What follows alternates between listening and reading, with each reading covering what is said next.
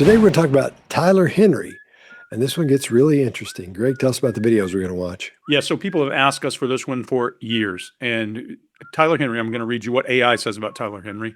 He's an American clairvoyant, medium, and television personality, born in 1996, best known for his E-series Hollywood Medium and Netflix's Life After Death. Today we're going to watch him talk to Kris Jenner. This is an interesting one. Hello. Hello. Oh my gosh. Great I'm to meet Kris. you, Chris. How are you? Wow. I'm Nice in to complete meet shock. you, It is so lovely Tyler. meeting you. Oh my gosh. I cannot Did believe you I'm know meeting where you. you were going? I had no clue Stop. at all. So this is They like don't tell you anything? ever, never. Wow. So I'm like in shock. I'm Kris Jenner, and Tyler might recognize me from the show Keeping Up with the Kardashians. My daughter Chloe is going to join me today. I think I'm a little nervous. I've never had a reading before. Well, thank you for having me. Thank you for coming so over. a shock, but I'm really excited to do this. It'll be fun. All right, Greg, what do you got? Yeah, I'm going to start this off by saying I'm a Christian, so me saying that people can't talk to spirits or can't talk to something past here would be the utmost of hypocrisy. So I'm not going to say that. I'm also not going to tell you that other people can't talk to dead people. I don't know that. So what I want to do is to look at what this guy is doing and say, do I believe he is talking to dead people? Is he talking to somebody else? And what I've seen most of these guys do is elicitation all day, every day. It's a skill set intel people use, and this is contrived elicitation because in real elicitation, you don't tell the person what you know, you fish it out of them in a different way. This is a handy one because you can build a box around what you don't know by tools that you do know, and then make it a game that they win too when you get the information right. And as we walk through this, I'm going to point out what I see and what mechanical things are going on. Or maybe I'll just say, hell, maybe he is talking to dead people. Before we get there, I'm not going to tell you. But the way this thing works typically is they will divulge what they know and not the source. Important. They divulge what they know and not the source. We may do that in intelligence, but we're doing we know all. We're giving you just enough to leave a gap for you to fill in. That's what most of these guys do. Elicitation is nothing more than creating a framework for rapport. And if you think about an hourglass, you start off with broad with rapport, talking about something other than what you want to know. When you get down to what you want to know, you narrow the band on that and then broaden back out as you go. If you make a mistake, you quickly run back to rapport and cover it. So we're going to listen for clues for that. But the reason horoscopes and all this stuff works so well is because our brains are real pattern finders. And if we feel like we're trying to help solve the problem, it makes it our problem too. So this stuff works. What I love about this guy is his eccentricity. And I'm sure Scott's going to talk about Mark's eccentricity here in a minute. But what I love about it is it makes you seem otherworldly, and it may be something odd. Him just scratching on a pad and doing all that. But I'm not going to go much further than that. Rapport is everything. Think about that hourglass. I'll give you some escape techniques these guys use if I see them in him. But I'm going to set it up that way. Scott, what do you see? Yeah, I'm a Christian too, and I don't believe he can talk to dead people. Because if at this point, if he were real, if he really could see, if he really was a medium and knew what was going on, he would have known he was going to her house. How can he say he didn't know he's going to her house when that's what he does for a living? Do what? They're keeping secrets from him. Yeah. The ghosts are keeping secrets from him. So there had to be the reason I'm taking the exact opposite of that is because to me, I know what this looks like from perspective of logic, and this isn't right. There's a thing called Barnum statements. I call it the shotgun blast, where you throw out a bunch of stuff like Greg was just talking about. It's a shotgun blast on the wall, and there's all these little dots on the wall, and one of those little things may have something to do with what you're talking about. It may not, but if it does, man, they go right to it. And they start talking about it, and we see a lot of that here. We see a lot of that in here, and if you think for 1 second, somebody on that show that's running the show didn't say to him, yeah, man, you're doing Kris Kardashian. That's who you're doing this week or in a month, because these things aren't set up that day or the day before, the week before, 2 weeks before. They're set up months in advance because you think Kris Jenner isn't busy? She's busy. So this guy has a lot of time to do a lot of background searching on her and find out information about her. Now, there may be some situation where you get a feeling about somebody and they're going through something tough and you call them up, hey, man, what's going on? You're not going to believe this. Oh, wow. Those kind of things I believe can happen with a parent, a child, that kind of thing for some reason. But I don't believe there's a ghost up there telling you, your dead parents or something, giving somebody information about you or anything else like that. So my take's going to be going down that road and showing why I think this isn't real at all. Mark, what do you got? Yeah, look, I'm willing to be convinced or proven of something. He says that he's never met her before. And yet when he shows up, they're both talking over the top of each other in a way that I've never seen happen when you meet somebody for the first time. It's like, okay, I need to gauge this person. They need to gauge me. This is short of all the usual exchanges that you get when you come to somebody's house for the first time. Okay. They're talking over the top of each other. This is not usual in my view. And he walks straight into the house, doesn't wait to be invited in. Well, even vampires wait, he's just strolls on in. He has disregarded all the usual social norms for a North American in this kind of situation, which suggests to me he's not being honest about if they've met before. And then in the next shot, he walks right in and knows exactly where to sit. So that shot's been set up. Now you could say, okay, right. Well then, he hadn't met her before, and no. He walked straight into the shot of walking through the door for the first time. So yeah, it has happened where you could go, well, then they set up the reverse shot. That would take too long. Both shots are happening at the same time. Both angle shots are happening simultaneously. They didn't reset the camera. This isn't the first time he's met. And here's also why these episodes are going to cost something around $500,000 each. So you just wouldn't leave it to chance. It's too much money to leave it to chance, I would say. Just too much money. So they've met before, for sure. Look, he'll talk throughout this about what he calls a reading. Okay, what he's doing is a reading, and we'll investigate into this. He certainly is put forward as a psychic, word meaning soul or spirit.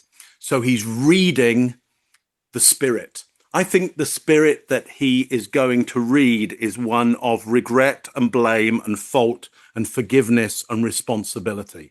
I would say what we're going to look into here is that, as you've been saying, Scott, Greg, that he maybe doesn't read the dead. What he does read is the person in the room. Mm-hmm. And what he's looking to get to the spirit of is their regret, their responsibility, the sense of blame, and a need for forgiveness. And I think he does that in every example. Let's see whether I'm right about that. Chase, what's your angle on this? What do you got? The mainstream media is not broken at all. It is functioning exactly as it was designed. It exists to manipulate you, to divide you, to feed you fear and outrage and distraction while pretending all of that is information. And most people are still swallowing it like it's gospel. I've spent years studying propaganda and psychological operations and human behavior, and I will tell you this plainly. The media is not here to tell you the truth. It's here to shape your truth without you even realizing it. Every network, every outlet, left or right or center, they are all playing the exact same game. Keep you emotionally hijacked, cognitively blind, and addicted to narratives engineered by people who have zero interest in informing you at all. So they manufacture a bunch of division. They amplify lies and they bury stories that threaten their control. This is not journalism. This is mass psychological warfare.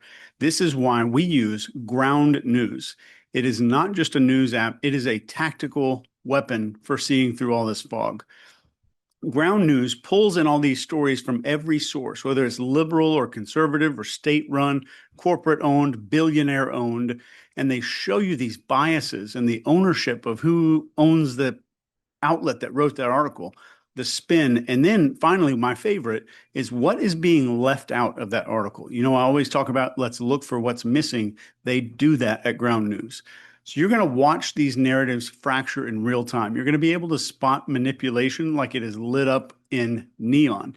And once you see how disgustingly coordinated all this stuff is, you're not going to be able to unsee it. The behavior panel never really partners with very many brands. but ground news is way different. It puts the power back into people's hands instead of the news. So go to ground.news/TBP, scan the QR code, or hit the link in the description. We've got you 40% off of the same plan that we use. So don't keep trusting the people reading scripts for billionaires. Stop being programmed and start seeing the depth of what is actually going on. Science can't even define consciousness. We don't know what the F it is. And we have things like sudden savant syndrome and near-death experiences. So I'm not discounting that this is entirely possible, something there. But our little, very young species has jack-you-know-what figured out, I think. We don't have much figured out about how reality works or what this is. But when I saw this video, I had to call our old buddy Spidey. And he was less than kind here. But basically, this idea of I had no idea who I was reading. Mark, you were talking about this. This is a staple of mentalism and what they used to call spiritualist mediums, not psychic. I think he identifies as a medium, but I'm not sure. He does, yep. Since the maybe 1700s. So these famous mentalists and mediums of like the Victorian and Edwardian eras, that use the same like surprise reveal to build credibility. This is maybe 200 years old. And this is the core structure of exactly what you're seeing. This method, there's a book called The Encyclopedia of Mentalism by, their last name is Hull, Hull.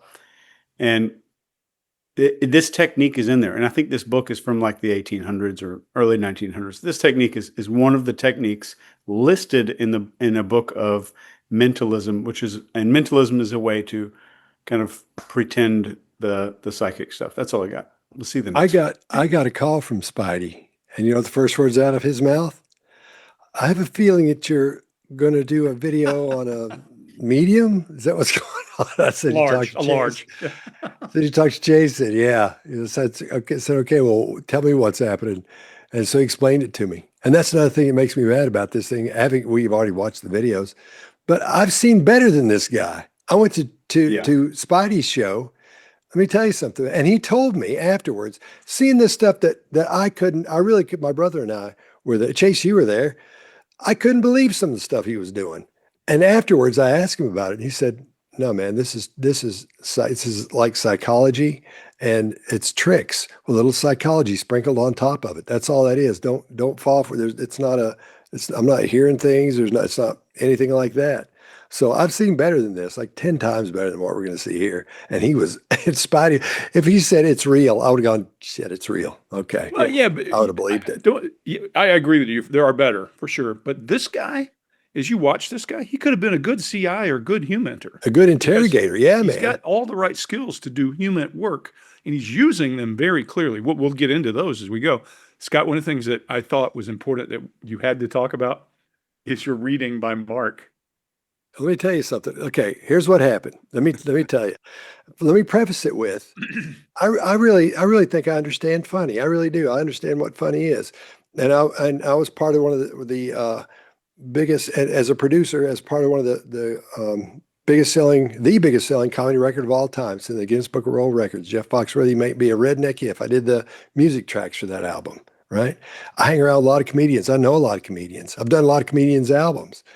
And I love funny stuff. And I swear to you, one of the top 3, I was going to say 4, I think maybe one of the top 3 things I've ever seen in my life, that the funniest things I've ever seen, was Mark at CrimeCon. Now, here's what happened. Yeah, at CrimeCon, they have this thing for VIPs where you can come in and you get to sit down and talk to people. They give this little room. It's in this little, it's fairly small. And we had 2 couches because there's 4 of us. We had a couch and a couple of chairs, and then we had the chair for the person to come in and talk to us. And it's people it's like people that watch the show. They come in like, hey man, and you're like, geez, I remember you from the comments, back and forth. And afterwards, we finished all that, and all of there's a bunch of those rooms like that because different people go in the different rooms that have the VIP stuff. So one of the rooms, the room next to us, it was a table. Happened to be a little table. It had a little flower arrangement in the middle of it. And we were walking past that, and Greg said, "That looks like a seance room."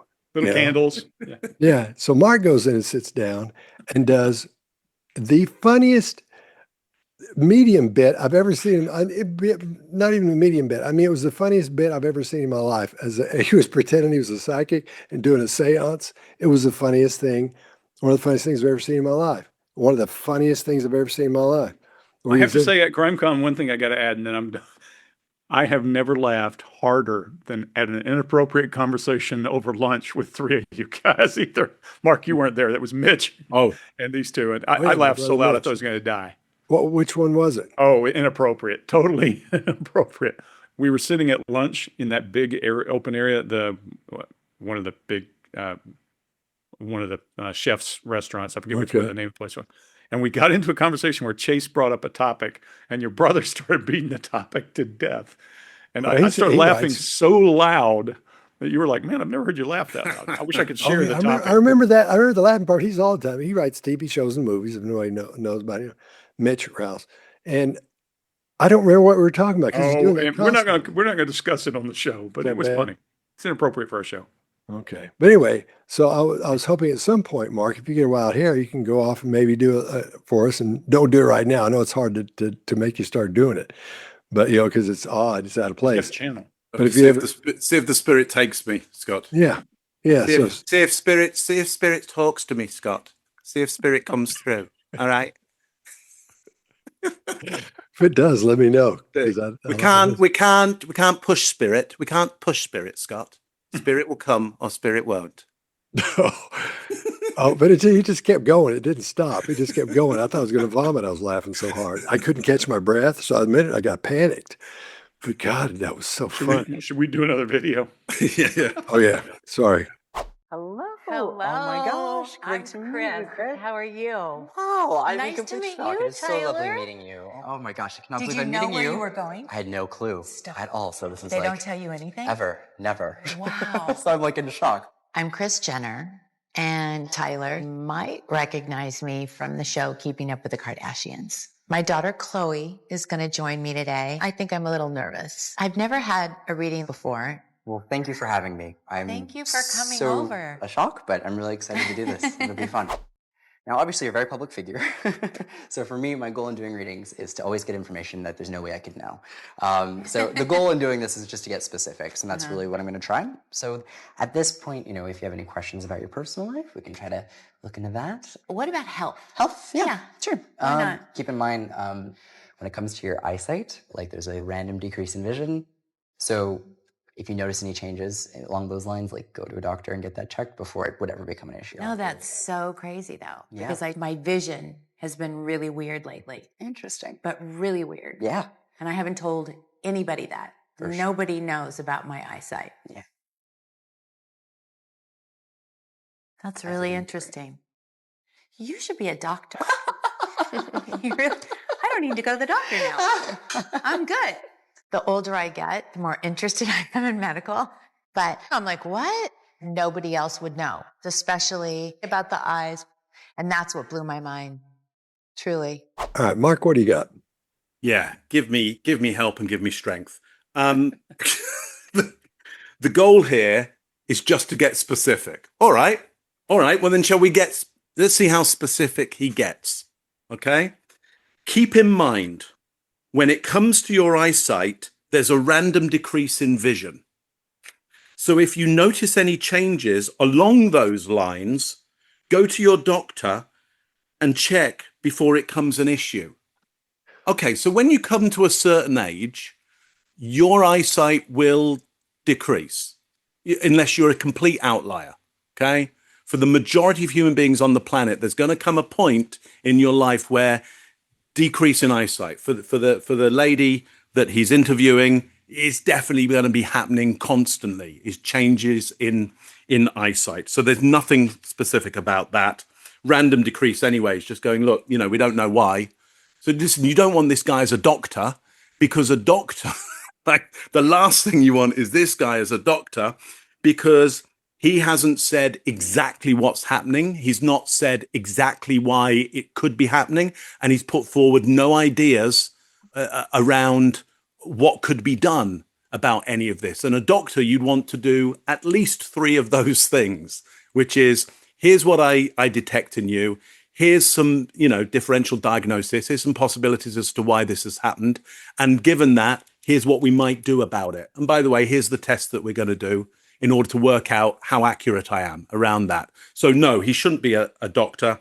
He's just throwing out generalities which are going to be most likely correct for anybody of that age. And that if it wasn't correct, she'd be an outlier, an absolute outlier. Yeah. So yeah, there's nothing already. He said, look, we're going to be specific, and he's not specific at all. Greg, what do you got on this one? Yeah, so a couple of things. One, you've got to do some kind of disclosure to embrace that person, to get that person to embrace you. The last thing you want is a cynic sitting across from you after you've built rapport, while you're trying to build rapport. So you got to have something that lands, at least is somewhat valuable. Because if you don't, then now everything you say after this is going to be suspect. So that's a pretty easy putt. Like you said, she's 60. At the time of this recording, she's 60.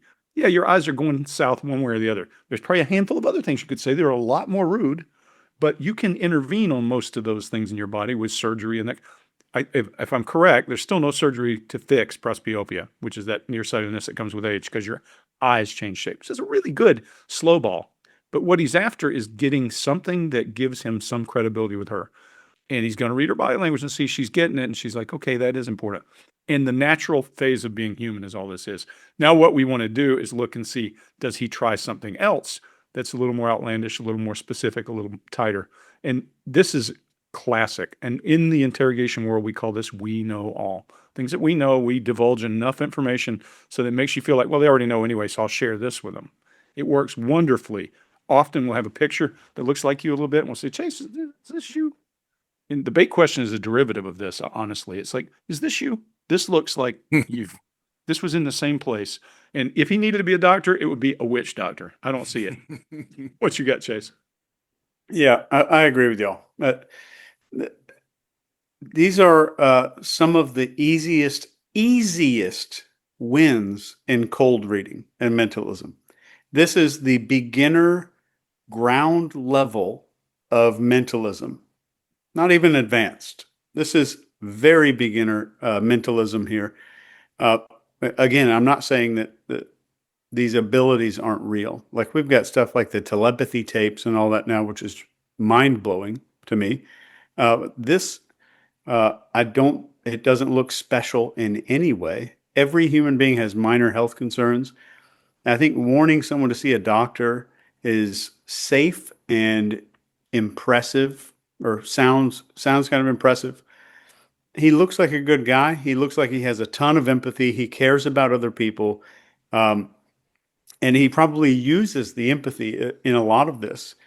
And I've seen some mediums that in my estimation, I think that they think they have a skill. I think they believe that they are doing something special. I don't think he does. I don't think he does. So go to a doctor and get that checked before it ever becomes an issue. This is called an uncertainty modifier in mentalism. I had to look it up. So when he's saying stuff like along those lines, that's keeping it vague. And then before it becomes an issue, it gives him credit no matter what happens here. So this is just performance engineering, and the entire video is just unbelievably performative here. So every one of these hedges, I'm sort of getting, it's kind of like, is there a way that all of these like hedging words, it's sounding specific, and more importantly to her, it sounds caring, which is what starts to build this relationship. And this is everything that we've seen so far is in the encyclopedia of mentalism, every single step. So we'll see what the next video has in there. Scott? Yeah. And it's also in this book called Cold reading, 23 secrets. There's a bunch of books you can get. As an interrogator, I It's not started that reading- secret. Hold on. yeah. How big a secret is it? I started reading those years ago because it fascinated me how people could get away with this, right? Yeah. So this is the example that I was talking about, the shotgun thing. He just blasts out onto the wall, all these little dots everywhere, eyesight. He's telling a 60-year-old woman, he doesn't say that you've got a problem. No, he says, be sure just to pay attention if your eyesight gets strange or whatever he was saying about it. And she's like, that's wow, I can't believe he knew that. And he's like, yep. Everything he says, yep. Right after that, it's just confirming everything, right? And him telling her that is like me telling Greg, hey, look, who has a huge horse farm, right? It's like saying, Greg, now, steal Mark's bit. Spirit tells me to be careful when you're walking around on the farm because you might step in horse shit. I don't know why I'm thinking that, right? Is there horse shit out there? There is? Yeah, but you I also knew it. know that Yeah, a horse right, guy would yeah. say, so what, I do it every day. Yeah, okay. And you can giggle. Yep. Anyway, so when she says that's so interesting, he says, yeah, like he meant that he knew that was a problem. So he leans into that thing. And then you see him that real quick nodding and that thing, we're going to see Yeah. that a lot. The eyebrows go up. He's like, yeah, like that acceptance, like Greg saying request for approval. Yeah, that thing. So everything you say that's positive that comes back to him, again, it's just like, yeah, you got it. That's exactly what I'm talking about. Yeah. So that was, God, this starting to, like I said, I've seen better than this. The first 2 minutes of Spidey's show, unbelievable. What are you going to say, Greg? Chase, when you brought up something, specificity, and that's the most dangerous thing you can do in this spots. Get really specific, Mark. Back to yours. I'll give you one. When someone very close to me died, I was at a place speaking, and they said, hey, why don't you go over and talk to the card reader? It was in New Orleans. I go over to sit down at this card reader. She flips over a card and says, I see your family is healthy. Stupid. Don't be that specific. If you're trying to read the room and you're trying to elicit information, you would have said, I see a card that is related to your family's health. Would have been a very different outcome. If you get too specific, you painted yourself in a corner. And then nobody else wanted to talk to her. So that's the way it goes. And this guy is, the reason I think he could do human collection interrogation is because he is adept enough not to show a lot of stress signs, to know, like we always say, the ducks paddling below the water. You don't see a lot of stress signs in him. No, because what he's doing is very simple. That's Beautiful act, if it's an act. Well, you know why? You can markedly reduce all stress and anxiety by something that psychologists call role adoption. Yep. So he's like assuming a role, which comes with a lot of permission to do certain things and like adopt that role. Well, on top of that, Chase, he's also got potentially something which is meditative, which is doing this movement here, which may also be masking all the information he has written down on the pad so he can remember exactly what to. But he wasn't doing that before he told her about her eyes. He wasn't doing anything. He said, before we start, just let me remind you that. Oh, yeah. So he'll get to that. He'll get to, you're right. That's a complete Barnum statement. Yeah. The other mentalism trick that's absolutely mentalism is, and there's no way I could know this. I want to say things that there's no way I could know. No psychic. Of course you don't know because you're not psychic, right? So I'm going to say stuff that there's no way I could know. That's a given, and you don't need to say it unless there's a performance happening, right? Mm-hmm. Well, and creating that atmosphere is important. You guys ever been to a comedy club where you're like, this guy's not funny, but people are laughing like hell all around you because the environment is set up so they feel like it's funny or they're supposed to laugh. Mm-hmm. I think that part of their magic is doing that, creating this environment. Mark, back to your reading with the little candles and the flowers and all that. You're setting the atmosphere. The setup. Also, get a star there. Pay a star. I mean, we've got to understand that the subject here is being paid, not paying. Well, both will bias you, whether you're being paid or you're paying. Both will bias you. But in these shows, the majority of money in the production goes to the star that they have in the show. So that if it's, let's just imagine it's $500,000 an episode, the majority of that $500,000, the most expensive thing is that star in the show. What's brilliant entertainment and nothing else. Brilliant It's entertainment. brilliant. It is brilliant. Well, speaking of things that you can't possibly know, let's go there. All right. Because at Spidey's show, about a third of the way through, me and my brother were watching the show. It was in Las Vegas. Right. And there was a girl that was in front of me and Mitch, because he got us good seats, were right up front. We're like on the third row because that was the best row. And the girl in front of us, she was just sitting there. She never clapped. She never did anything. And in the middle of it, Spotty goes, "You don't seem very enthusiastic about what's going on." She said, "I'm not." He said, "This doesn't seem real to you?" And she said, "No." He said, "So you don't believe I could do any of this?" And she said, "No." He said, "Do you believe I could tell you who you texted last?" And she said, "I don't think you could do that." And he said, "The last person," and so he said, "Think about the last person." He did the whole, think about the last person you texted, thinking they're in your mind, scream their name and all this stuff. Then he says, and I don't remember the woman's name, I'll say Gladys. He said, "You texted your Aunt Gladys and asked her how her hip was. She just had hip surgery. Is that right?" And this girl, she froze. She like turned to stone. I thought she was going to fall over because that's what was her last text was to her friend. Afterwards, I say, "Spidey, how did you know that? What the heck?" He said, "It's a trick. It's a trick." He said, "It looks good when you do it, but I promise you, it's a trick." Wouldn't tell me how to do it, but he said it was a trick. There's a So possibility she's got a ticket every night. She's not paying for a ticket. yeah, I'm just there to hate on. It's it one thing I'll every tell you, night. that in a TV show, mentalism or magic TV show, if they say right at the start, because put it up right at the start, there are no actors used in this show, I guarantee it's full of actors. That's just to put you. Oh, well, they said there's no actors in it. Can't be any actors in it. British It's a guy. show. Of course, there are actors in it. The British guy, the British magician, Aaron Brown. Aaron Brown. Yeah, Channel he's 4. yeah, he had me for a while, man. Yeah. I was like, "Oh man, this looks real." And it dawned on me at the beginning. He says, "This is not magic. This is everything I do and say from here is not. Nothing's true." Then he goes, "There are no, there are no actors or Yeah, setups." there's Great lots of them. disclaimer. It's full of them. Yeah. I guarantee, because he's saying Yeah. that's full of them. I thought he By was the way, awesome. Scott, spirit's coming through to you. Can I say to you, your knee, there's been a problem with your knee, or you're going to have a problem, or if not your knee, your elbow, or something associated with the knee or the elbow or the shoulder. Neck. You saw me hit my elbow on my knee a minute ago? Yeah. That's unbelievable. That's right. I've just a subtle warning. You might want to see a doctor or a nurse. Does my knee Well, forgive there's me? your disclaimer so you don't go to That's prison really all- for giving bad advice. That's really all I want to know is my knee forgives me. No, there's more. There's more, Scott. Next video. In the next video, we'll discover. There's more. Now, obviously, you're a very public figure.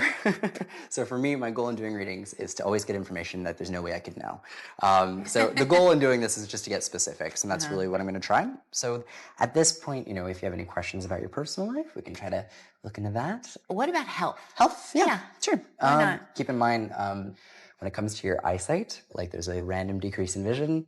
So if you notice any changes along those lines, like go to a doctor and get that checked before it would ever become an issue. No, that's so crazy though. Yeah. Because my vision has been really weird lately, Interesting. but really weird. Yeah. And I haven't told anybody that. For sure. Nobody knows about my eyesight. Yeah. That's really interesting. You should be a doctor. You really, I don't need to go to the doctor now. I'm good. The older I get, the more interested I am in medical. But I'm like, what? Nobody else would know, especially about the eyes. And that's what blew my mind. Truly. Obviously, you brought an object, basically. I did. And oftentimes I'll hold on to an object. Do you mind if I hold on to that? Of course. perchance? Okay. Now, I don't want to know who this belongs to or Don't anything turn along it those over. lines. No worries. I will keep it down. Okay. I'll just go and we'll see what comes through. Okay. Okay. All right. No pressure. Let's see. So cute. Oh, there's a lot popping in. Okay, I've got you, and you. Okay. Okay, and I have people who are like in-laws coming through, I'm thinking, but I don't know. So do you... There were a lot of them. Yes. I feel like he comes through as a grandfatherly figure. There's a reference to a William that I have to highlight. It makes sense. Yeah. My stepdad's dad. He's showing me a tree, like an oak tree, and I'm not sure why, but like if someone worked in an orchard or like, He was a tree surgeon. what's that? His job was trimming trees. He had a company and they would send people out to somebody's house and they would trim a tree. No way. Yeah. Wow. So, that's Caitlin's dad, William. He died years ago. Oh, That's crazy. for sure. All right, Chase, what do you got? Oftentimes, I'll hold on to an object for this part of the show, but I'm not going to today. So it's a prop setup, in my opinion. And again, not saying that psychics don't exist. Please keep that in mind. Also, keep this other thing in mind. I've never seen this show in my life. These are the only clips I've seen. And if there's some other one that's going to blow my mind, send it to me and I'll watch it. With an open heart, I will watch it. Oh my God, send him a bunch of So- stuff. Send it. Yeah. Send me everything. So I'm just going to go and see what comes in, like no pressure. So it kind of allows the meaning to go on to the other person. And he's like, I don't want to know who this belongs to or anything on those lines or something like that.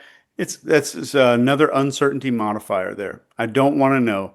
This reinforces I'm not hot reading anything, but he's using the object for cues or is using, it's a prop for the show. Then this, like, I'm just going to go in and see what comes in. And I have people who are like in-laws who are like in-laws, not in-laws. And then sometimes the information is like, oh, I have this license plate number, or I have this really specific thing, and I'm getting this very specific name of William. But why can't you get us something specific of in-laws instead of like in-laws? How is something like in-laws? I would love that description. I don't understand it. So it's maximum, absolute, maxed out deniability, zero risk, almost zero risk here, I think. And Greg, you were talking about oak orchards. And maybe you can inform us on how those work.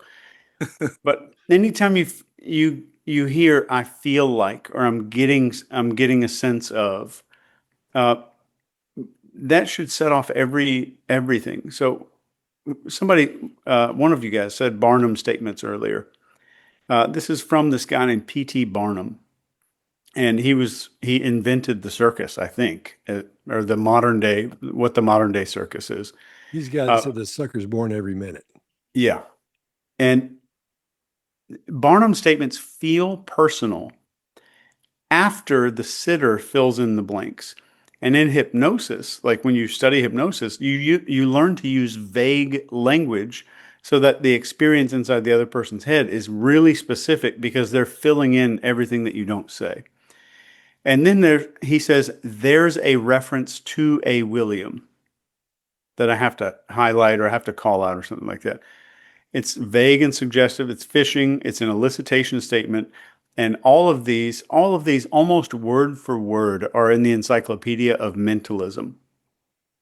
And then it's like they're showing me a tree. This is extremely vague.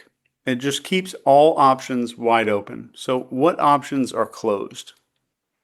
So anytime you hear somebody that's a medium, the first question I ask is, are they willing to close off options? That one question. Well, not will they take risks, because some of the stuff looks risky, right? It looks specific. Are they willing to shut off other options? And none of them have been shut off that I've seen here. And this is another thing that's been used since the 1800s here. Mark, what do you got? Yeah, it is full of phantasmagoria, as they called it in the 1800s, Victorian and the Edwardian period. Yeah, grandfatherly figure, a grandfatherly figure. So it doesn't have to be an actual grandfather, just something grandfatherly, which is kind of basically any old male of some kind of status. So that's massive fishing. And I like what you're saying there, Chase, because he's not going, okay, it's not this, it's not this, it's not this, it's not this. He's going, it's possibly anything you want it to be. And ultimately, we're going to find spirit in the gaps of this. So he's leaving as many gaps as possible so people can fill it with spirit, essentially. William. Well, that's one of the top 10 names in North America. It's even within the top 5 in some decades. So your chance of somebody of her age knowing or being related to, be it father, grandfather, in-laws, like anybody older than her, there would be many Williams or Bills, essentially. Going to be lots of them, okay? And if not that, somebody who would be seen as a grandfatherly figure. So he's going to get a hit on this quite easily. Okay. The only way to get a bigger hit would be to use a James, because that's not James or Jim, because that would be the number one name in the US for a male. My first name. Across most of its history. Exactly. So that's going to be a hit for sure. What I like about this is he doesn't use James, because he's looking like he's doing a cold reading here. I reckon he's doing a warm reading. Like he's already got all this data. Oh, it's ancestry.com. It's on, yeah. So he's done. She's a It's public. figure. It's in Hello Magazine from way before. Okay, so we know this is easy information to get. It's easily published, as we'll see coming through. He's just making it look even more difficult than it is for him. He's pretending to do a cold reading when it's a warm reading. He's got this information. And then the tree is a great idea, because there are 228 billion trees in the US. So do you think human beings have had relationships with trees? Do you think they know people with relationships with trees? Because there's 228 billion trees in the US alone. So if I say to anybody, if I say, Scott, Greg, Chase, like there's a tree coming to mind, so a relationship. Yes. Yeah. I have one right here. Family tree? You mean a family tree? So. Yeah, exactly. Yeah. So I'm going to get a hit on William and trees. She fills in the gap really quickly and goes, he was a tree surgeon. It's like absolute gift, because she could nail that one completely as a really, really direct relationship. He maybe knew that, or that was just super lucky. But I mean, I reckon he knew that. But not, what I like most about this is it's a warm reading masquerading as a cold reading. I think he has all this information. Scott, what you got on this one? Yeah. Going back to what everybody said so far, he has perfected where she'll say something and he says like he doesn't believe it, and she encourages him to believe what he just said. Does everybody picking that up? Or he'll say, what? She goes, yeah, it's this. And he goes, yeah, it's that. Then he leans into it. So that he's got down, which shows us he's been doing this for a long time. Now I would bet that I think Mark would be with me. If we were to kick in this guy's door, if we were to breach this guy's house and go and see what's in his back room, it'd be those things like you see where in detective movies where they've got all the strings from one picture to another picture and all kinds of information, little cards on there. Do what? Said Scott's opinion. Yeah, it's my opinion. He's got all these things connected to everybody, but I think he's getting this stuff from books, because there are a lot of books written about the Kardashians with a whole lot of information on them. But there are a whole lot of books on that. Now, when he was so ready with that, when she said tree surgeon, what's that? His brain didn't have enough time to sift through that and go, I don't know what a brain surgeon is, and then say what. That happened too quickly. That if you'd seen that reaction in an interrogation where you said, we found a knife, and I went, what? It was too quick. You know what I'm saying? There's no time to think about it and say, what's a tree surgeon? And you go, wait, what? What's a tree surgeon? You wouldn't be shocked at and he's heard tree surgeons before. Everybody has. I'm assuming, if you've been outside walking around or watched TV at all or read at all. So I'm sounding like but this guy gets on the last number. What else? She understands what good TV is. She's part of one of the most famous shows ever on TV. So she knows how to do this. She knows how to lean into it and make it go smoothly. And they know that. That's probably why it was so expensive to get her. And I bet you're right, Mark. I bet she got almost everything for this episode money-wise. So whenever he says, yeah, it's unbelievable, she goes, yeah. And she tries to get him to believe it. She's leaning into it because she understands good TV. So, Greg, what do you got? Let's start just right out of the box. Forget all that for just a minute. He's wrong.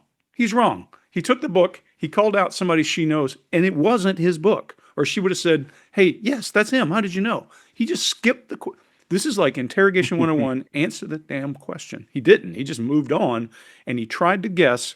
He did a really nice job of boxing this guess. If I'm going to talk to you and say it's your family, that gives me one session. If I say it's your in-laws, you've been married twice, I got twice as many people to choose from. And I also have your children's families. So there's a boatload of people. You'll get a name right.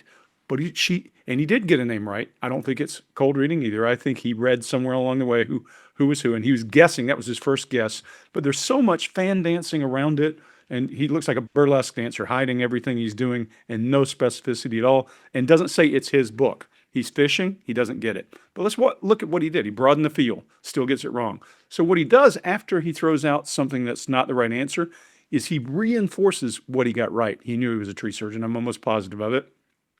The scratching on the pad is creating eccentricity. That's part of it. And then when look at the face she makes when he says something about in-laws. She's like, I got a bunch of them. So she knows that's headed somewhere. Let me give you a good guessing story. One time there was a guy at Sear, and he was coming in, and my boss came over and said, this guy's falling out of role, and which means he's not playing the game, and you'll get thrown out over that. And I went over and talked to the guy, and I said, I don't want to do all the accent and all that goofy stuff that you're accustomed to, Chase. But I looked at the guy, and I said, you have 2 children, don't you? And he said, yes, sir. And that was a guess. He's 28, 30. And I said, both sons. Another guess. Yes, sir. Now he thinks I know everything about him because I've guessed right twice. And I used it because he was afraid to go any further. And I said, if you walk away now, you can never look your children in the face and tell them don't be afraid of the dark. And it made him go right back and roll and go in the room. But the important part was I guessed right twice. Guess what if I didn't get it right? He wouldn't remember that. But they are certain when you hear something. And you can see this guy's body language when he's talking about this William guy. Then he goes, there's no surprise at what's that. To your point, Chase, Scott, it's way too quick. It's out of his mouth before she finishes talking. He's built a box where he was going to eliminate a guy, and he's smart enough to know I don't admit failure. I just keep dancing and keep moving. It's brilliant. It is brilliant use of this. This is why I said he would be a great interrogator, because his little feet are paddling like hell, but he's still gliding along with that whole act that he's got on the surface. I think he's a brilliant reader of people and knowing what to say and not being too specific. And one of the hardest things to teach an interrogator is we know all, because they go too far. And I always say one sentence can take you from we know all to we don't know shit. When you say something is not true, if he had said this book belonged to William, knowing who William was, he would have been wrong, but he's smart enough to stay away from it. Really, really cool. Fun to watch, actually. Yeah. Mark, did you have any more spirit reading for Scott? No, because I'm not feeling strong right now. I'm not feeling strong. Makes sense. Okay, I'm not feeling strong. So spirit won't come if I'm not feeling strong. Makes sense. Will you rest up and we'll catch you in the next I will video. do. I will do. But not now. I'm not feeling strong. Light some candles. Light some candles. They always were. Obviously, you brought an object, basically. I did. And oftentimes, I'll hold on to an object. Do you mind if I hold on to that? Of course. perchance? Okay. Now, I don't want to know who this belongs to or Don't anything turn along it those over. lines. No worries. I will keep it down. Okay. I'll just go and we'll see what comes through. Okay. Okay. All right. No pressure. Let's see. Oh, he's so cute. Oh, there's a lot popping in. Okay, I've got you, and you. Okay. Okay, and I have people who are like in-laws coming through, I'm thinking, but I don't know. So do you... There were a lot of them. Yes. I feel like he comes through as a grandfatherly figure. There's a reference to a William that I have to highlight. It makes sense. Yeah. My stepdad's dad. He's showing me a tree, like an oak tree, and I'm not sure why, but like if someone worked in an orchard or like, He was a tree surgeon. what's that? His job was trimming trees. He had a company, and they would send people out to somebody's house and they would trim a tree. No way. Yeah. Wow. So, I mean, that's Caitlin's dad, William. He died years ago. Oh, That's crazy. for sure.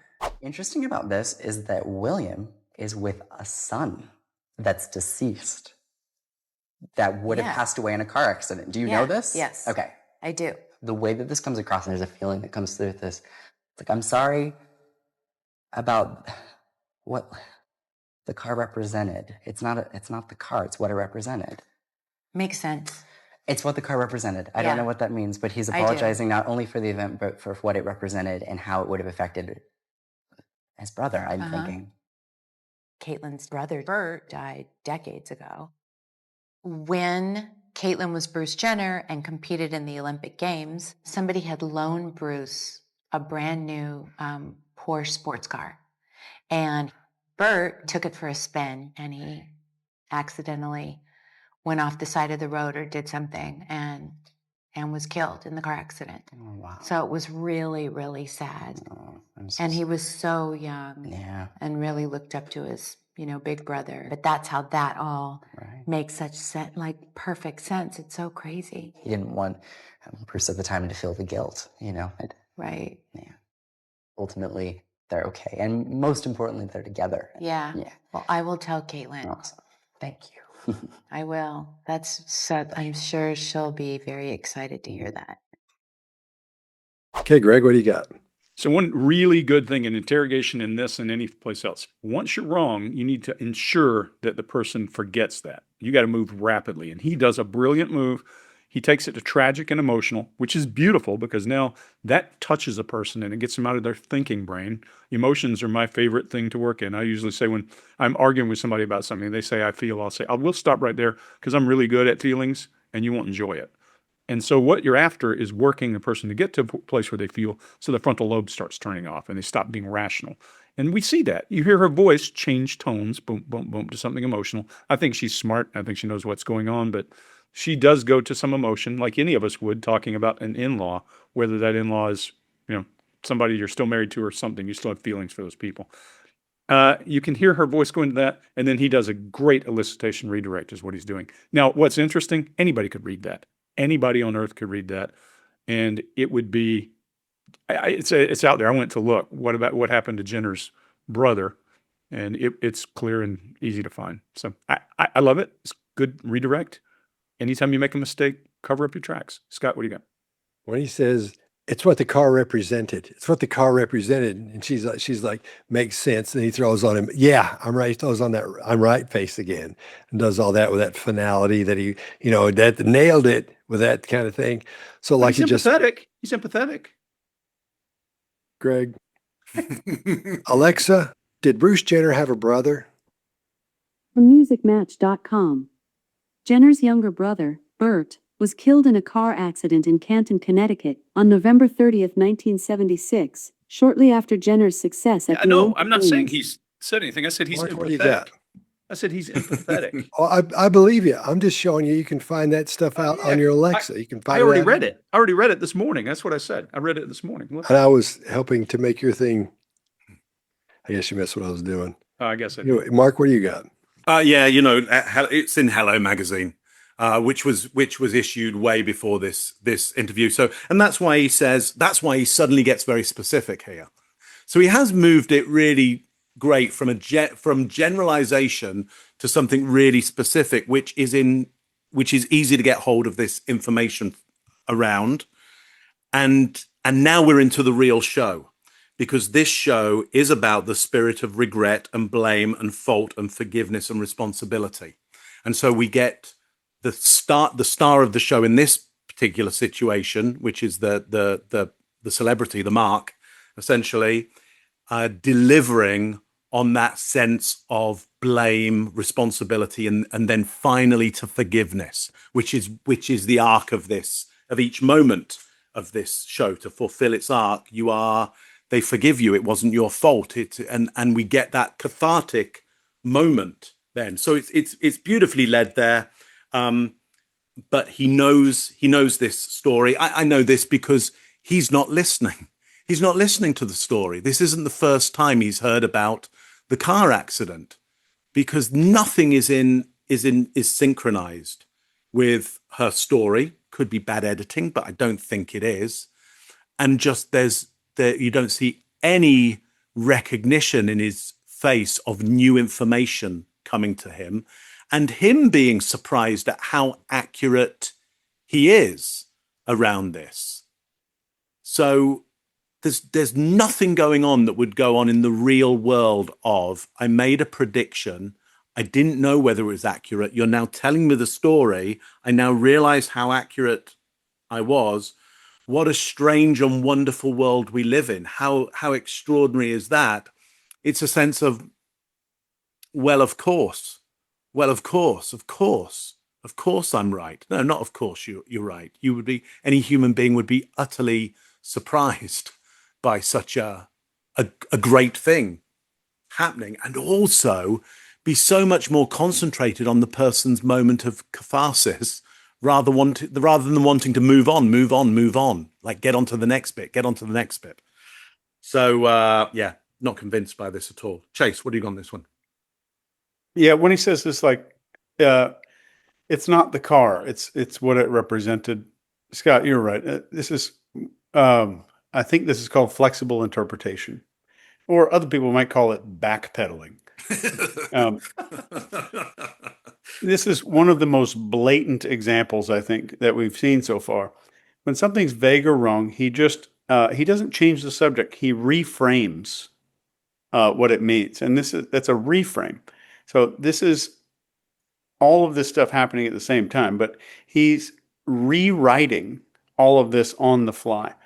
And mentalists have a word for what he's doing. It's or words. It's called having multiple outs. But then he's saying, I don't know what it means, but he's apologizing for the event, but what it represented. But then he says, I'm thinking. This is an uncertainty phrase here. It keeps him from being or getting pinned down. While it sounds emotionally insightful, but there's no committing. There's no, like, I heard these words. If this person is if I'm communicating with them, they'll just tell me what's going on. I don't need to be vague and weird and about everything. So every escape hatch it's kind of, all these words are escape hatches. They're preserving this illusion. Man, I had something that was kind of profound I was going to say here. Now I sound stupid. No, dude, go for it. Think about it for a minute. Think about it. You'll get it. What is it? It's all of these preserve the illusion when reality is just not cooperating. And that's kind of what happened here. It's like, oh, something that's real isn't cooperating with the act itself. That's all I got there. Scott, I stepped on something you were going to say by saying at least he's showing empathy. Yeah. Oh no, I mean, no, I was gonna show that. I had a couple other things, but everybody covered it. So just be going back over it again. It just, I can't stand this. You know, we got somebody to talk about. Remember, every week we want to talk about somebody who was missing. Oh yeah, go ahead. This week we're talking about Renzo Bullhead, who went missing on March 16th, 2025, and was seen walking eastbound from Mandan, North Dakota, towards Bismarck, North Dakota, by the railroad bridge. He's described as having black hair, brown eyes, wearing black and gray plaid pajama pants, a black sweatshirt, and a puffer jacket. The Mandan Police Department and the Bureau of Indian Affairs Office of Justice Services Missing and Murdered Unit are seeking information, and you can reach them at 1-833-560-2065 or the link in our description. Let us help find this guy. Good stuff. Important stuff. Scott, I'm feeling strong again. I'm feeling strong. There's a woman, and I would say, can I say strong woman? Does that mean, that makes sense. Can I say a strong woman? I'm going to say a strong woman to you, and she's behind you to your left. You knew her, or somebody knew her, that you knew or have a relationship, but I'm sure this makes sense to you. And she says she's fine, and she knows you tried your best. And ask her where the money is. Yeah. Well, okay. So something else is coming through to me. There's a lot of voices. Something else is coming through. There's a metal object. There's a metal object that you keep in a box. It's dusty, and it has a let's say it has a resonance to it. It means something to you or somebody you know. You understanding what I'm talking about, sense, Scott? Because this is a box, basically, and this is a pen my dad gave me. Exactly. Wow, And that blows my mind. Exactly. That's exactly it. My dad's pen. That's exactly it. I'm strong again. I'm feeling strong again. Thank you. Can I get some lottery numbers while you're at it? Interesting about this is that William is with a son that's deceased, that would have passed away in a car accident. Do you know this? Yes. Okay. I do. The way that this comes across, and there's a feeling that comes through with this, it's like, I'm sorry about what the car represented. It's not the car, it's what it represented. Makes sense. It's what the car represented. I don't know what that means, but he's I do. apologizing not only for the event, but for what it represented and how it would have affected his brother, I'm thinking. Caitlin's brother, Bert, died decades ago. When Caitlin was Bruce Jenner and competed in the Olympic Games, somebody had loaned Bruce a brand new Porsche sports car.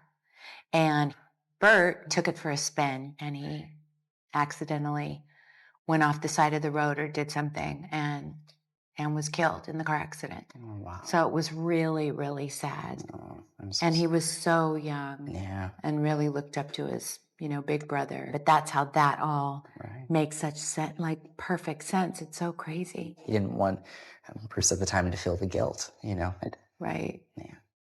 Ultimately, they're okay. And most importantly, they're together. Yeah. Well, I will tell Caitlin. Awesome. Thank you. I will. I'm sure she'll be very excited to hear that. We're going to talk about Robert Kardashian. I do have a man that's fitting this kind of bill of passing away before his time, but he references to an illness. He makes a very close connection on the other side with his mother. He's like, I'm with mom. You would know I'm with mom. Like, there's this connection, and it's like this. There's a joke about two things, funny enough. He's having me say monkey, and either joke about someone's nickname being monkey or a monk. Like, he had a there's monkey, a stuffed monkey when he was a kid named Zaco. Wow. And so Chloe has the monkey. Oh, nice. Yeah. And that makes sense if she's in the room. That could be why. Yeah. That's awesome. That's so sweet. Yeah. And then really quickly, just on a last note, there's a joke about, I'm seeing a window, and it's a decision about something window related. That is crazy. I don't think anybody knows that.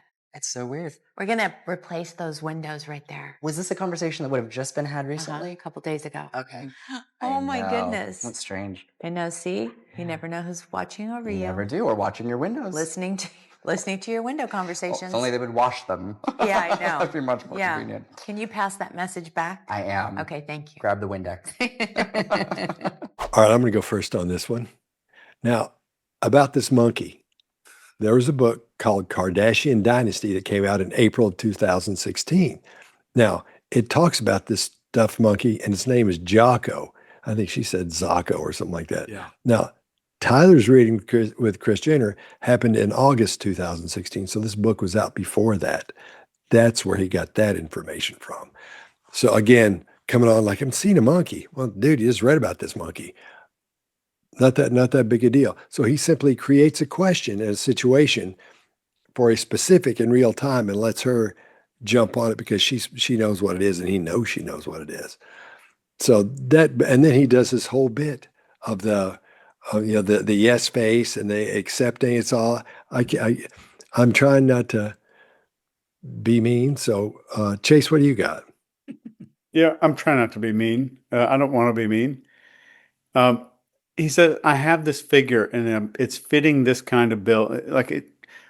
Extremely broad, hard to disprove, super vague.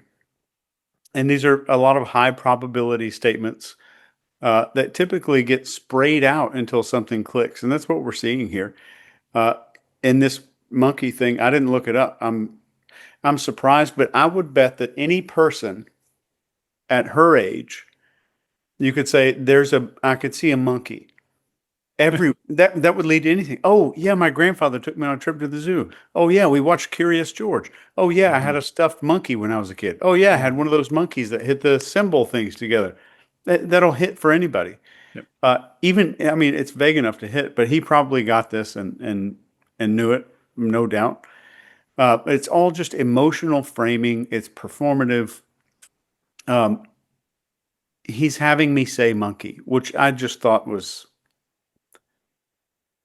So the end product for a lot of these people is hope.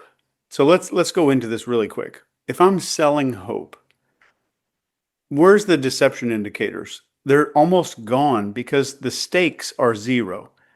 I genuinely feel my role here is to deliver something that makes people feel good, enhances their life in some way, and that's where a lot of this stuff, the morality that people feel behind a lot of this, deletes a lot of the things where you might see all these behaviors of stress and this other stuff that tend to talk about almost every single show that we do. And then he says there's a joke about seeing a window. Yeah. And it's a joke about something window related. Tell us the joke. What's the joke? I know what the joke is. He was going for this story that was also in a book about a bird that kept hitting their window, and he talks to who's the girl, the second one, the daughter Chloe. that's Chloe. okay, whoever the daughter is. One of the daughters. Yeah, whoever that is, she ends up telling him that story. So, but it's after this interview, it's like, I don't know how long, how much later, years or days or whatever, but he knows about the bird hitting the window story. That's what he was going for the window, because he says it's a joke, and they all thought it was funny. This woodpecker kept flying into the window. I don't think it's funny. It's bad for the bird. But apparently they all thought it was funny, and that's what he's going for. And it didn't make sense until I saw that episode. Then I started looking that up, because you can use, like I said before, one of these to get a whole lot of information on a lot of people. As simple as that is. So anyway, sorry to interrupt you, but that's what that's about. Yeah, that's all I got. Greg, what do you got? Yeah. So if there's a word more ubiquitous in a 60-year-old woman's life, window. Window is the most ubiquitous word there is. Now, I'm not going to be a psychic, but I'm just going to chase. Somebody from your past is coming to me, and there's something about a shoe. Yes. Everybody's got them. Everybody's learned to tie. Maybe it's did your mother get your first pair of cowboy boots? You go wherever you could be vague as you want, but a word that is ubiquitous in the world: windows, shoes, toothbrush, even something everybody interacts with every day of their life. It's easy to find a correlation. Oh yeah, I broke my grandmother's window when I was 8. It must be my grandmother. They're going to find a solution for you, which is what I think is beautiful. The monkey would have been, if the monkey were not published and there's no way to find it out, that would have been brilliant. That would have been a great one, but it was published, and I'm pretty sure he just knew that. But just, if you're going to, you know what I would have said? Hey, since you're talking to him and he can see stuff that I can't, ask him whether contractor 1 or contractor 2 is an asshole, because I don't want to use him. That's the kind of stuff I would put him on the spot for. Well, and then they would say, well, I'm not feeling the energy. I feel strong. With me, and move away from me.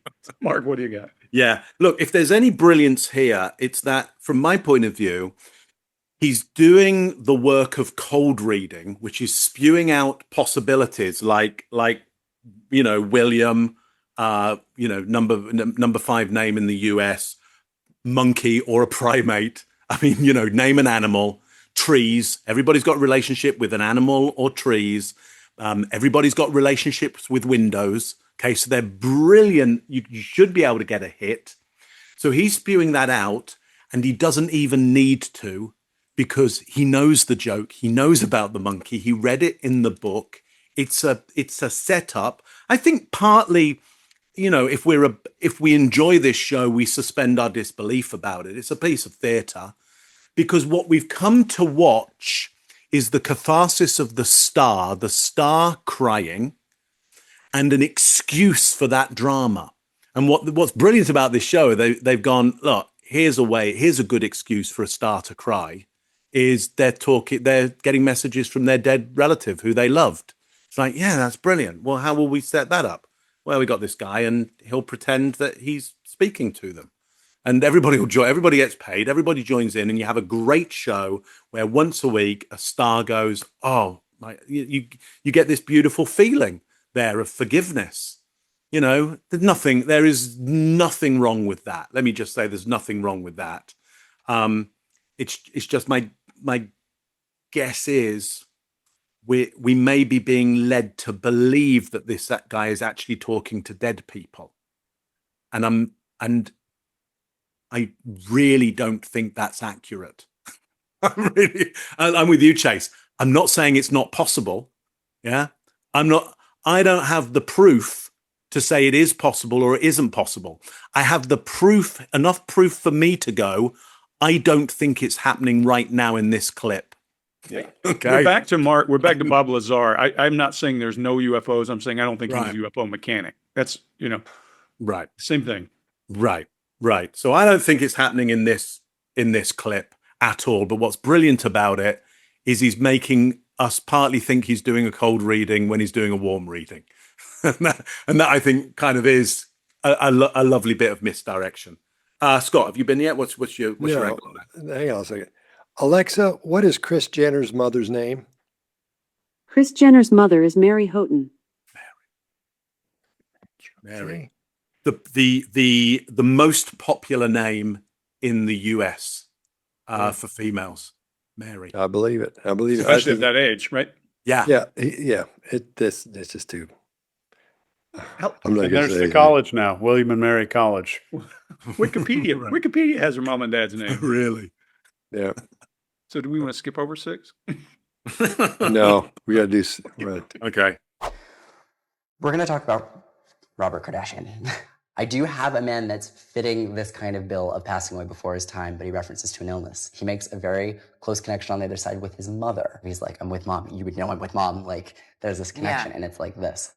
There's a joke about 2 things, funny enough. He's having me say monkey and either joke about someone's nickname being monkey or a monk. Like, He had a there's monkey, references. a stuffed monkey when he was a kid named Zaco. Wow. And so Chloe has the monkey. Oh, nice. Yeah. And that makes sense. If Yeah. she's in the Yeah. room, that could be why. Yeah. That's awesome. That's so sweet. Yeah. And then really quickly, just on a last note, there's a joke about, I'm seeing a window, and it's a decision about something window related. That is crazy. I don't think anybody knows that. It's so weird. We're going to replace those windows right there. Was this a conversation that would have just been had recently? A couple days ago. Okay. Oh I my know. goodness. That's strange. I know, see? You never know who's watching over You you. never do, or watching your windows. Listening to your window Well, conversations. if only they would wash them. Yeah, I know. That'd be much more Yeah. convenient. Can you pass that message back? I am. Okay, thank you. Grab the Windex. The father figure that I'm connecting with is making it a point to acknowledge that, do you know of anyone like, that was like Mary Joe or Mary something, or like, it's kind of confusing. I don't know if it's 2 names or what, but the example that's coming through is like Mary Joe, Mary Ann. Well, Mary Jo's my mom, but she's not deceased. Okay, no problem. Is making it a point to acknowledge that he feels like he's apologetic towards Mary Joe, being your mother. Yeah. My parents were divorced when I was really young. Right. And then when, he had moved to a different state for a while, and we really didn't see him that much. Right. And then we reconnected when I was a teenager, like 15, 16, and he was killed in a car accident. Oh. And my mom got married later in life, and we were really close to my stepdad, Harry. They both felt like my dad, Well, but the whole thing makes sense. Yeah. And he's acknowledging a feeling of a sense of closure with that situation. And he still watches over you and still comes through for you, regardless of how relationships and situations go.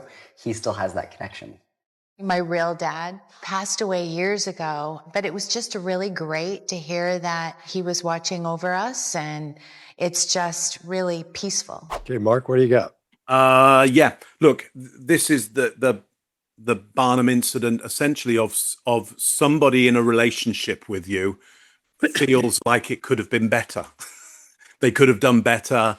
They're slightly apologetic. They're like, I would say, like, I could have done better with every relationship I've ever had with anybody, ever on the planet. I could have done better. So, I'm probably going to think of other people. Everybody else could have done better as well. Just things could have been, and that's just for me. That's just human nature. I expect I'm pretty accurate about that feeling. Very much the same for most other humans out there. They feel they could have done better, and others could have done a little. Everybody could have done better. So that there's a sense of often regret around relationships and a little bit of sorrow around them is absolutely going to be true. And so if there's somebody deceased, you're going to be able to say, hey, there's a little bit of, things weren't quite fulfilled, and that everybody's going to go, yes, unless they're kind of utterly outright, egregiously narcissist, when they're going to go, no, it was their fault and they were all to blame and I'm brilliant and they're idiots. I mean, that would be great. That would be a great thing. That would be a great episode. I would That would be a great episode. I wonder whether one of those exists, where he does a cold reading or a reading for an outright narcissist who's like, too bad Durst is gone. He would be. Yes, Durst would have been brilliant for it. Anyway, there's my view. on that one. Scott, what do you got on this one? That whole time you were talking, Chase has some kind of rope or something in his hand.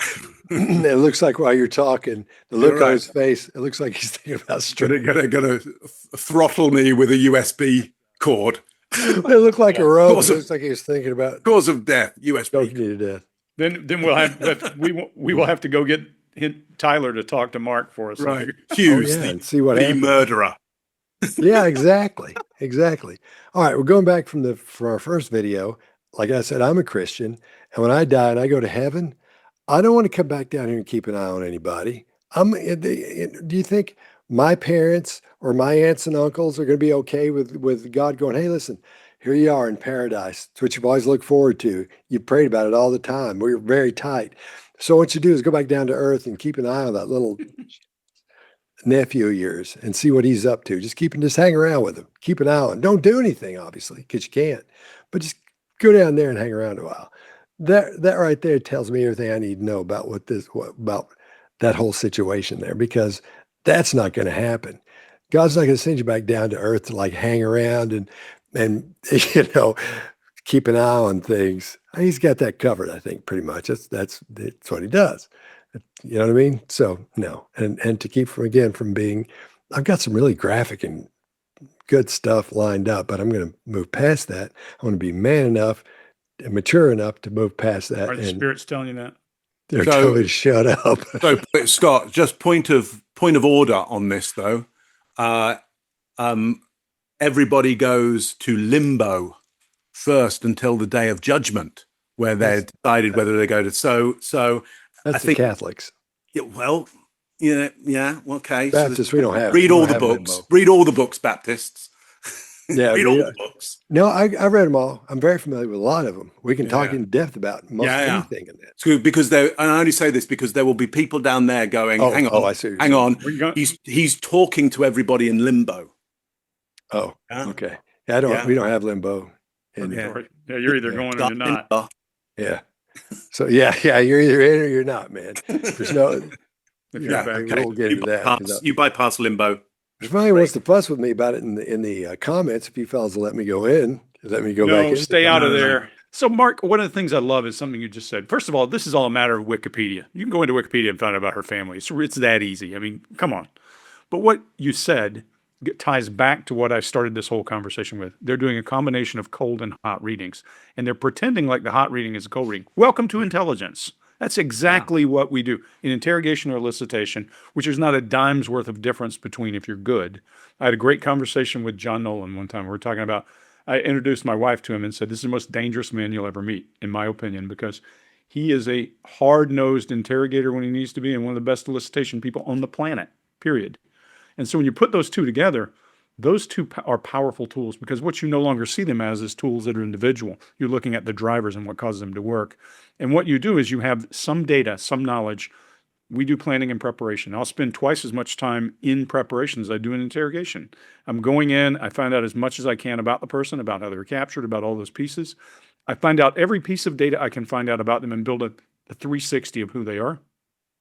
And then there's my hot reading. My cold reading is I start fishing, and I use ploys and tools like flattery or criticism or quid pro quo, or from the interrogator world, we know all. And what those mean is if I start to pick on you and say, there's got to be somebody in your life that you really feel bad about how you treated them, and I think they're standing right here. It's the same exact thing. Because now their feelings are going to come up. That's a criticism. Flattery is, oh my God, somebody's right here and they love you and they can't say it enough. I can't even express how this feels. That's the equivalent of the person coming and doing a flattery. So all those pieces of your mother says that thing you did when you were about 9, she wished you would get over it. Those kinds of things are all playing on the exact same drives these guys are doing. So there's the hot reading of what I know, and I'm going to allude to it and do we know all and let you feel it out and feed back. And then there's the cold reading. All the while, remember, we got this funnel, this hourglass. We're going to come down from the top, broad rapport, make sure we know each other, so that when I get in a bind, I can flash back out and go back into that rapport building and hide my tracks about what I was covering. This is a brilliant intelligence gathering exercise. Brilliant. I love it. Chase, what do you got? Yeah, I'll just skip just a few words for this one because y'all covered a lot. It's safe, comforting, and hard to disprove. That's all you need to know. Is it if you're hearing something from someone, is it safe, comforting, and hard to disprove? Then you can kind of see what you're looking at. That's all I got. Mm-hmm. Hey, Greg, add to that that analogy to intelligence, and put in that both people in the interrogation are being paid to be there. Oh yeah, that makes a big difference. Wow. Well, Mark, I always paid my prisoners, if they wanted an ice cream or something extra, I'd give them a little something extra. Totally. Cookies. That's what you're known for. Yeah, Totally. The father figure that I'm connecting with is making it a point to acknowledge that. Do you know of anyone like that was like Mary Joe or Mary something, or like it's kind of confusing. I don't know if it's two names or what, but the example that's coming through is like Mary Joe, Mary Ann. Well, Mary Jo's my mom, but she's not deceased. Okay, no problem. Is making it a point to acknowledge that he feels like he's apologetic towards Mary Jo being your mother. Yeah. My parents were divorced when I was really young. Right. And then when, he had moved to a different state for a while, and we really didn't see him that much. Right. And then we reconnected when I was a teenager, like 15, 16, and he was killed in a car accident. Oh. And my mom got married later in life, and we were really close to my stepdad, Harry. They both felt like my dad, Well, but the whole thing makes sense. Yeah. And he's acknowledging a feeling of a sense of closure with that situation, and he still watches over you and still comes through for you, regardless of how relationships and situations go. He still has that connection. My real dad passed away years ago, but it was just really great to hear that he was watching over us, and it's just really peaceful. All right. Well, we've seen a lot of these videos so far, and Mark, how are things looking to you? Yeah, look, again, I'll reiterate. Do I think people can talk to the dead? I don't know. It's possible. Do I think it's probable? It doesn't seem probable to me, but it's certainly possible. Do I think this person is talking to dead people? I think based on what I've seen here, and Chase, you're right. Like, if people have got better videos and like, no, watch this one. Like, this one is fantastic. Yeah, put the link. Maybe not him, maybe somebody else. Maybe there's somebody else there who you go, look, yeah, this guy, not at all, but there's this person, and it's happening. We would love to look at that. We would love to look at that, because we will look at it as we try and look at everything from a point of view of going, okay, what do we see? In this, I don't see anybody talking to dead people at all. But I do see a great show. I can see why people love the show, and I can see why he's successful, and he should be successful. I would rather that there were some kind of disclaimer on the show that's overt, that says, hey, what, we're making this up. It's a bit of fun. We're having a bit of fun, but enjoy it, because it does concern me somewhat. But then if you started doing that, you'd have to do that with everything, wouldn't you? And then you can, where does it all end? To just say, I'm having a laugh, I'm having some fun. It might disappoint a lot of people. Chase, what do you got on this one? All right. So there's just a few psychological principles at play here. We have grief, confirmation bias, and an extremely powerful human need to find meaning. And stuff. And every hedge that he has used throughout this reduces commitment. Every question is disguised as insight. So maybe I know he seems like a great guy. Seems like he actually cares about people. He's not evil. If you want to fly out here, I will fly you out here first class. You can charge me for your time, and I will also not be an asshole. If you want to do it right here, and we'll film the whole thing. If you want to do it, I'm willing to be proven wrong, and I will make an apology video on my own YouTube channel for it. If you want to do it, Greg. Yeah, look, this guy's brilliant, and I'm not beating him up. I'm saying it's entertainment. I mean, are there people who really, really need to talk to somebody who's dead? Yes. I think if any of us could say something to someone we lost, especially if we lost them in an untimely fashion, we would all want that. So it gives people feelings of hope and all that. If you're not commercially rewarded for it, and by that I don't mean TV, because TV is TV.